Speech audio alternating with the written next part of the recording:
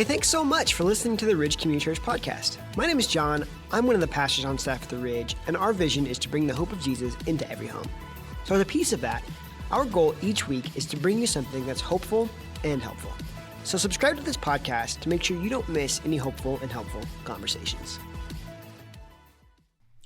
Hey everyone, and thanks for listening to this episode of the Ridge Community Church podcast. If you find today's episode hopeful and helpful, then please follow or subscribe, and then rate and review so that more people can find the conversation. In today's episode, we're going to be talking about gender identity. And frankly, this is a really difficult topic to talk about because of how politically and culturally charged this topic is right now. However, our goal is not to take a political stand or promote an agenda, but rather to understand what it's like for a person to struggle with their gender identity and their faith. The local church should always be the safest place to talk through difficult things. And my hope is that this conversation will lead us closer to compassion and understanding. So my ask of you is that during this conversation, set aside whatever your political stances are and listen with an open perspective as Mia shares her story. This is my conversation with Mia. Hi, Mia. Thanks for coming on to the Ridge podcast. Of course. Thank you for having me. Yeah. Would you mind starting off with just maybe sharing how long you've been coming to the Ridge, maybe how you got connected? Well, I moved up here with my family when I was about 10. So I think that's like about 2012, 2013-ish. And we were looking around for churches. We went to a couple different ones. And when we finally landed on the Ridge, we felt right and that we called it home. So we've been going there ever since. Now, did you grow up going to church? Like, was it always kind of a part of your like story, or did that kind of start once you moved? Growing up, yeah, me and my sisters, I'm the middle child of three girls. We grew up in a Christian household. It was never forced upon us, but my parents always raised us to kind of learn and love God and have a relationship with him. I think I remember going to church a lot when I was younger. Yeah. I don't think every Sunday thing, but we definitely were regular churchgoers. Sure. Well, Mia, let me just start off before I know you've kind of had quite the journey over the last few years. And I just want to start off, one, thank you for your willingness to be able to share with us. It really is a humbling and honoring thing. So just thank you for being able to share your story. And also, this is a topic that I'll never really be able to truly understand. But I kind of want to constantly grow and learn in. And so your story is just so valuable to help me and everyone listening be able to do that. And the second thing is, there's going to be questions that I know I don't have the perfect language for. And so if I ask you questions or if I say something in a way that's maybe not helpful or inappropriate, please feel free to correct me. Feel free to help me learn and understand a better or more helpful way to ask that question. Or if it's a question I just, is more helpful not to ask. Yeah, so please feel free to do that at any point. I'm a pretty open book. So, most questions I don't really mind. Most of the time questions are out of like just pure curiosity and in a respectful manner. So I don't really mind. Yeah. Well, so then with that in mind, would you mind just sharing your story and what you've gone through?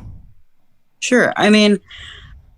Before I share kind of the big part of my story, how God saved me from ruining my life, I kind of need to get you there first. So I had a pretty good childhood growing up. I was happy. I was healthy.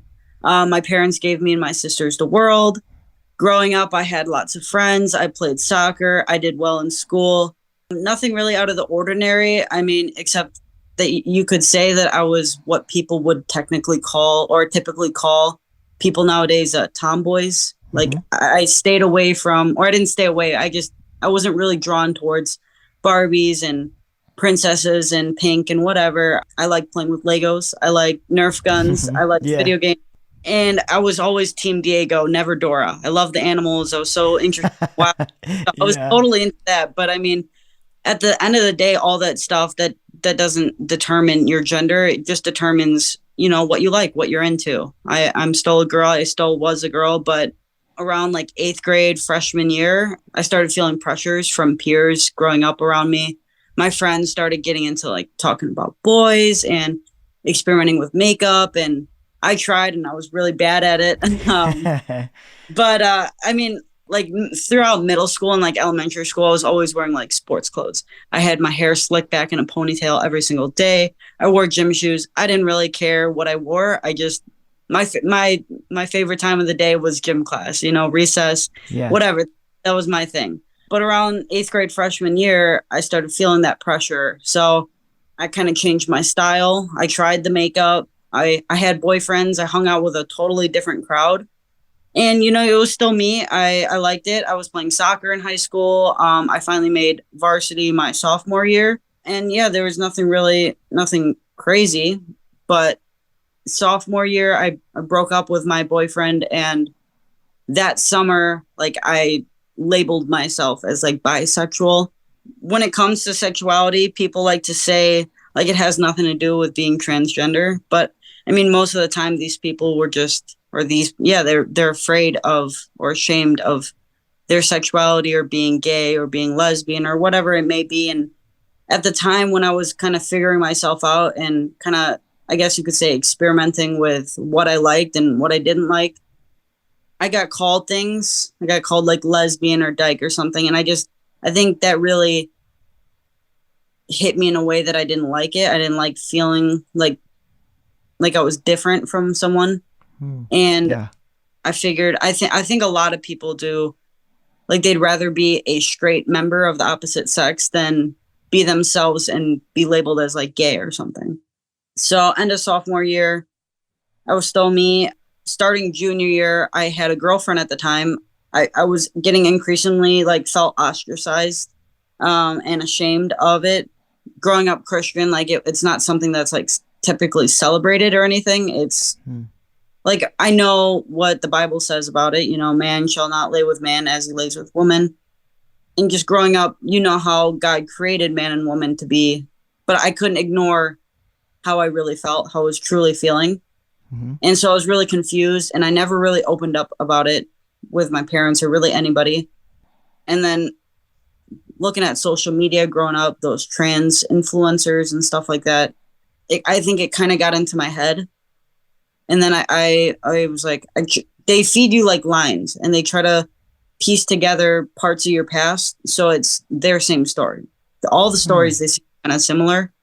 So my story, I put it together in a way where it's like I was always like all the tomboyish or whatever masculine behaviors or habits I had that wasn't like typically super girly or feminine.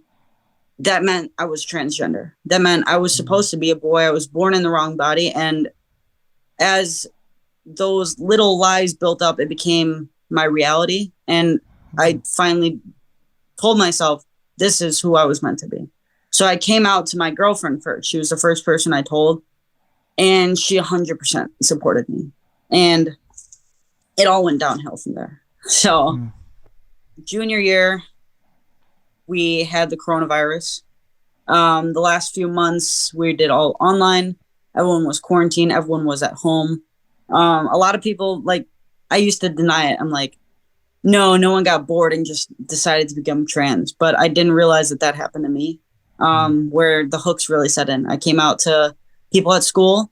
I started going by a male name. I started a new job so I could start there as that male name. And as soon as like teachers and staff, coaches and peers around me started calling me that, the hooks really set in, and there was no turning back from there. Senior year, I even played football, which looking back, I really regret because I played soccer as a female. I grew up playing soccer with all my friends, and the coaches always asked me to kick for them, to be the kicker, punter. And looking back, if I just did that as myself, I could have actually focused on, playing the sport, and actually might have actually, played some games and really enjoyed it. But I did a lot of things for the wrong reasons. I know a lot. I made people uncomfortable. I turned 18 January 28th of my senior year, and February 16th, I took my first shot of hormones that quickly. So, I mean, there really were no restrictions. There was no holdbacks. This all happened so quickly within the span of a year or two. And that's where I believe the term rapid onset gender dysphoria would come from, where it just comes so quick. It's a trend. it's so catchy. And so I was on that. And then March of my senior year, I moved out. I lived with a different girlfriend I had at the time. And after I graduated, me and her got an apartment. I was on the hormones for a year. My life fell apart. I gained so much weight. I was eating the wrong foods. I wasn't taking care of myself in any shape or form. And this whole time, my relationship with God was so estranged. I pushed him away. I ran from him. I ran from truth that I knew to be true because I was chasing the life that I thought I wanted and the life that I thought I was meant to have. There was a situation that happened with my ex that I lost my apartment. I had 2 cats at the time. I lost everything. I lost where I was living. I couldn't go back home because I was taking the hormones, and that just, my parents weren't comfortable with that at the time, and we didn't know how to go on about this. So I was an adult. So I was on my own, and I was staying with a friend for a little bit, and it was just not a good situation. And this is where the cool part is where God called me home. I heard little whispers, and that was shortly after I turned 19 last year. I heard little whispers. I was working. I was in, one of those people in Walmart that ask you about your cable and internet. And I was like, what am I doing with my life? So I go to the bathroom to take a break, just clear my head. And I swear that the radio that Walmart would play faded out. And I heard a woman, like an angelic voice, singing, "What a beautiful name it is." Like crystal clear. And I was like, what? And I walked out of the bathroom, and then it faded out and the radio was back. And she sang it over and over. And I thought I was going crazy. And I was like, no, that can't be. A couple weeks later, another situation happened. I had a car, like a Bluetooth transmitter, and I was messing with it, and the static was going, and crystal clear channel came through, and it was a Christian radio. I don't remember the words word for word, but I do remember going along the lines of, God loves you. God is calling you home. It is not too late. He forgives you and he loves you. And I mean, you could put it as a coincidence. Maybe it was, but I feel like God definitely has a way of making those coincidences happen. Yeah. And so that summer of last year, when I was 19, I started coming back to my faith. I talked to my parents about it. And I never really thought I would get off those hormones. You're on them for life. You sign up, be a lifelong medical patient. And I stopped taking them last year. I came back home. My parents let me come back home, and my life has been never better. It's just changed radically in the best way possible. I got baptized at the Ridge October 16th of last year, and that was the greatest day of my life. And it was so special that my mom got to be the person to baptize me. And so we'll always have that special bond. I actually also baptized a friend of mine who was alongside of me the whole time, and he's been super supportive. So yeah, that's pretty much the gist of it. Yeah. Wow. Thank you so much for sharing. What a story. What a journey. Yeah. Wow.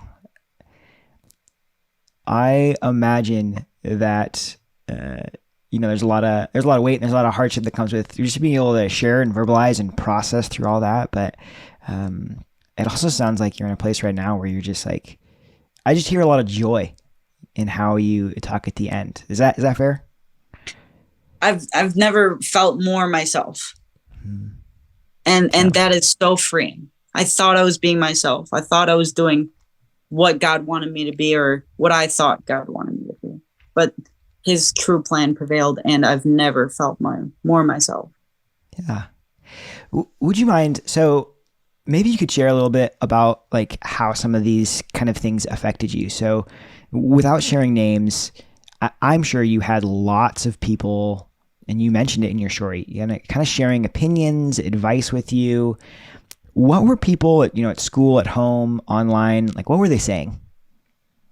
Well, online, I never really got into those, online groups or forums, but I did closely follow, those trans influencers, and I'd watch YouTube, TikTok, whatever platform at the time.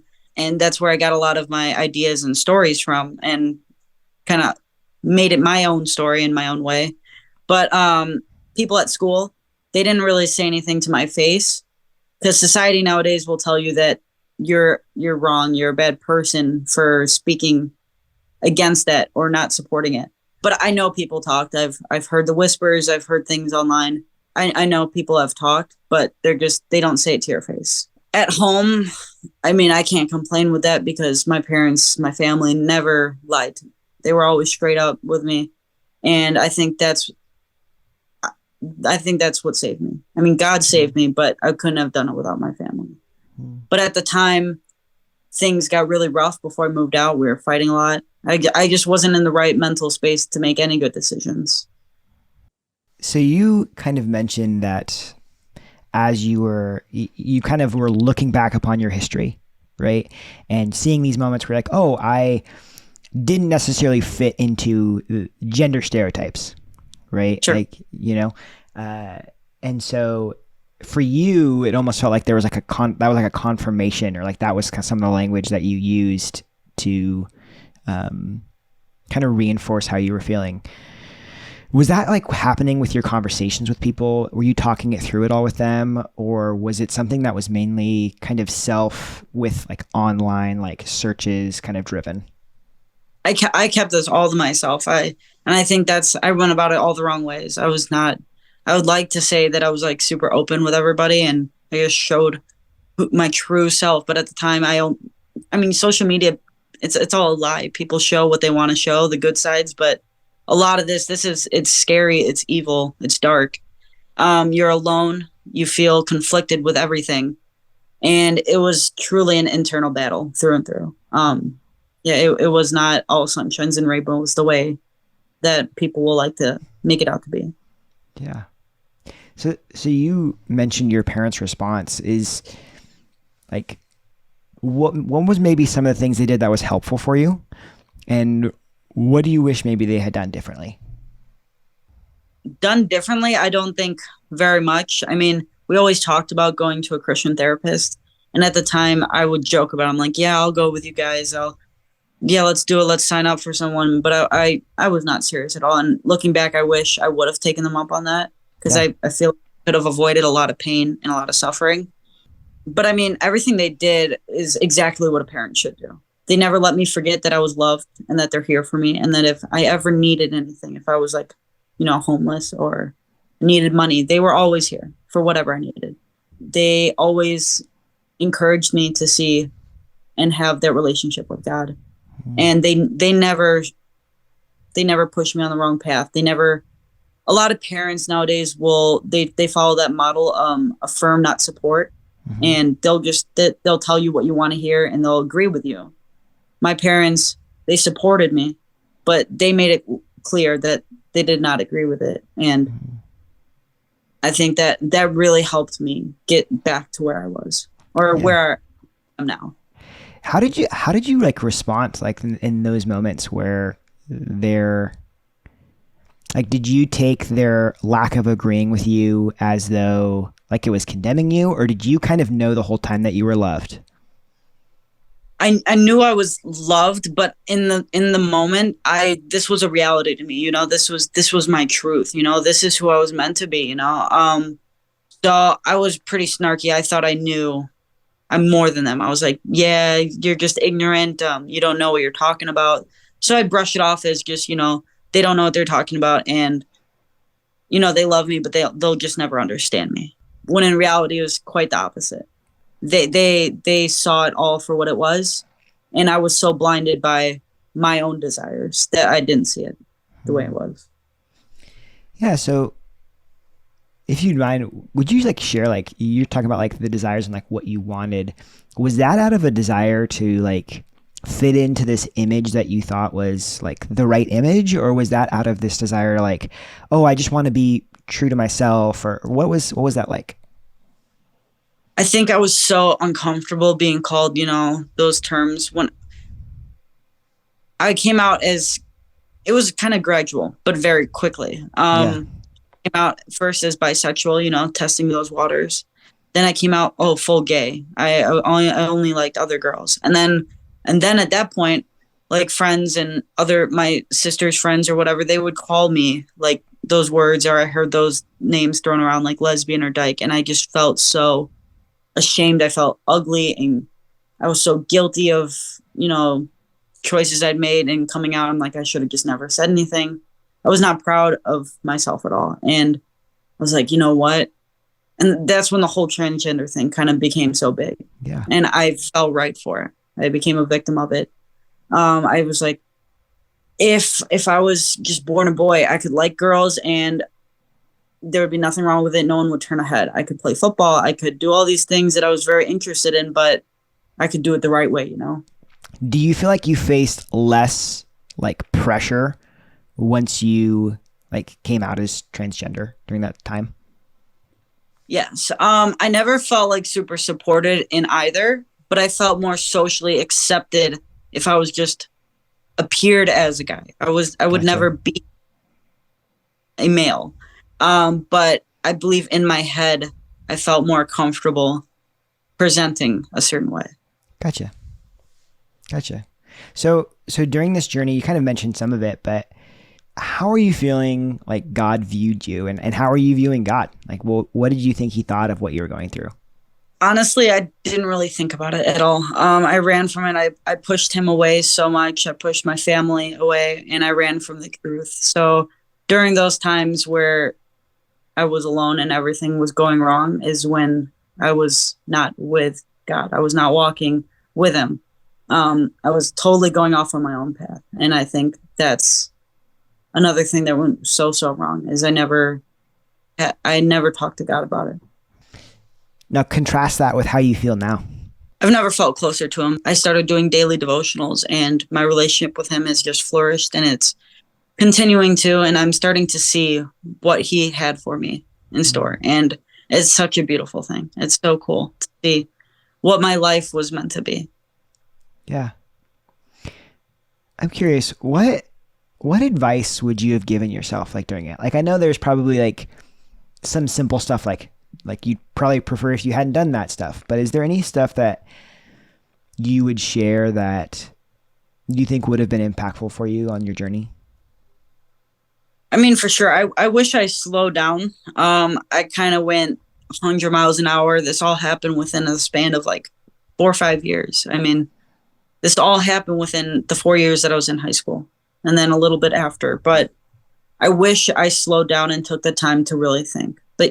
And maybe if I thought about it a little more and consulted, you know, a therapist, a good therapist, not one of those people that'll just prescribe you right away or affirm you.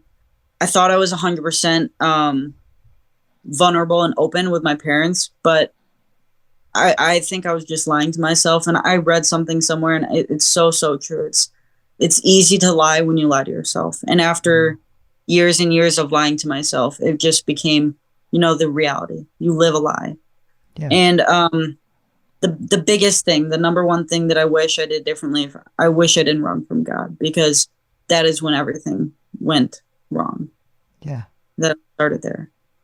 Because I was ashamed of it, because I was going against what the Bible says.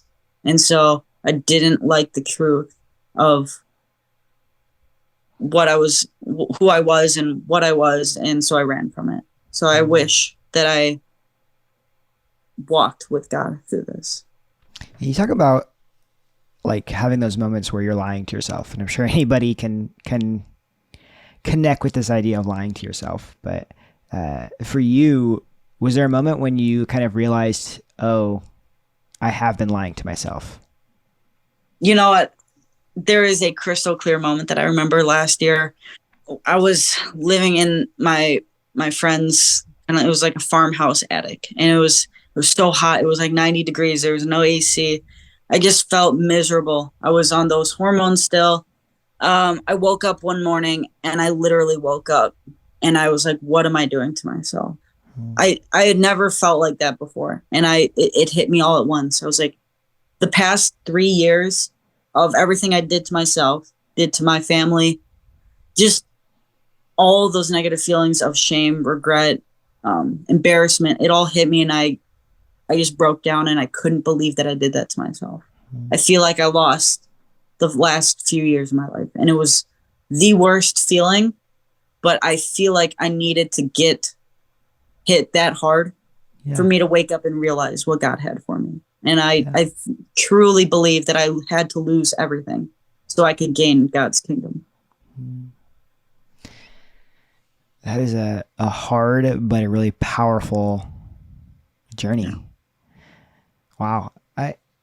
So as you mentioned this idea that like you were going on this path, and like once you had started taking hormones, that you felt as though you couldn't stop them, right?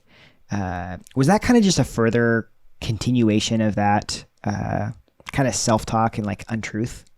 Yeah, I think so. Everyone knows when you take those hormones, a lot of the changes that happen are irreversible. So you know that you're aware of it. So you think when you start taking them, hey, I'm going to be on this for the rest of my life, or for a very long time till I'm unrecognizable. You know, you want to change everything about you because you've learned to hate everything about you. And so you want to change it. And so that's where those lies come in. What do you mean when you say, because I think this is really a hard, but like I think a powerful concept. What do you mean you learned to hate everything about you? I mean, this is taken off so quickly with social media and those trans influencers and everything online. I mean, the cause of the rapid onset gender dysphoria and how easy and quick it is to get access to those hormones. As soon as I turned 18, I walked into a Planned Parenthood. I had like a 30-minute conversation with the license, and I was prescribed it. They didn't do any deep psychological investigations. I told them what I learned online would get me the hormones, get me what I wanted, and I walked out with a prescription. I had letters mailed to me for approval for the hormone starting. I had approval to legally change my name and gender. What was the response like when you kind of started telling people that you weren't transgender? I mean, my parents were ecstatic. I mean, there was a lot of emotional conversations where when I was coming home and coming back to myself, where I'd just cry and I'd ask, well, you know, why did I do this to myself? And that was just me beating myself up about it. But when I finally began to accept, you know, what had happened and that it's not too far gone. And I mean, as you could tell, God has restored me a little bit. Yeah. I'd like to say a lot more than what it was in the past, but we were beyond joyful. I mean, the conversations that I have with my parents now are incredible. They're so deep and thoughtful. And I mean, I couldn't have done it without my parents, but they also said that I had armies praying for me. So I would love to thank each and every person that prayed for me, because they played a part in saving me. Yeah. How about the response? Like, was there any negative response that you faced from saying you were no longer transgender? No. And I think that just solidifies the fact that no one really saw me for how I thought I looked. I thought I was, you know, so macho and so whatever, what I wanted to be perceived as. In reality, like, no one saw me as that. And as soon as I came back and I detransitioned and I stopped with the hormones and I became myself again, that just solidified the fact that like no one saw me for that. And so there was no negative reaction. I mean, that sounds like it was all positive. That's so good. It was, yeah. Yeah. I imagine there was just like this tremendous relief as well. Mm-hmm. Yeah. It was the biggest weight off my shoulders that I didn't know I was carrying until last year. Yeah. So if someone, and I'll say someone you knew well, right? Because this is probably going to be somebody that would trust you in order to be able to like talk you through these things. But and they shared that they were going through something similar that you went through. How would you respond and kind of walk them through that situation? Well, if someone I knew well, or honestly anyone, came up to me like that, I mean, I'd 100% be there and support them. But I would also tell them the truth, you know, be honest with them. I'd share my past experiences and what I've been through, but, you know, try to help them see what this whole thing is really about. I ran from my truth, and I would like to talk with them, you know, take them under my wing and really help them find out what's really going on, because ultimately that is what will change you. What would be some maybe questions that you would ask somebody who is struggling in a similar thing, in the similar way that you were struggling, that you would want them to consider before kind of making any decisions or before they were moving forward with anything? I'd ask them what's wrong with you? What don't you like about you right now? Because in reality, there is nothing wrong with me. Is there anything else that you'd want to share with those that are listening in and maybe they're in one of two places. One, they're in a place where they're considering something similar, or they have transitioned, or a parent of somebody who has transitioned or is considering this. Is there anything that you'd want them to know? Yeah, I mean, if there's anyone that's listening that is having those thoughts or those feelings, or maybe you're just curious about this, I'm always open to sitting down and talking to anybody about it, or just, answering any questions that you may have. I mean, I've prayed and I've asked God to use me as a witness. And if this is his way of giving me that access to help those, to reach those who need it, I'm always happy to sit down and talk with somebody. And if there's one thing that I want everyone to know, is that there is nothing wrong with you. You have been fearfully and wonderfully created by the hand of God. He doesn't make mistakes. And John, he didn't make one with me. And I know that now. I do want to thank my mom and my dad and my sisters and the army of people that I had praying over me, because I wouldn't be here without you guys. So thank you, and God bless you. Thank you, Mia. Thank you so much for sharing with us, and we are blessed to hear your story and your willingness to just share what you went through and how God has just kind of walked you through your whole journey. So thanks for sharing, and thanks for helping us understand more of your journey and what you went through. Of course. Well, that was my conversation with Mia, and I just want to thank her again so much for being willing to share her story and her journey and to help us learn and understand.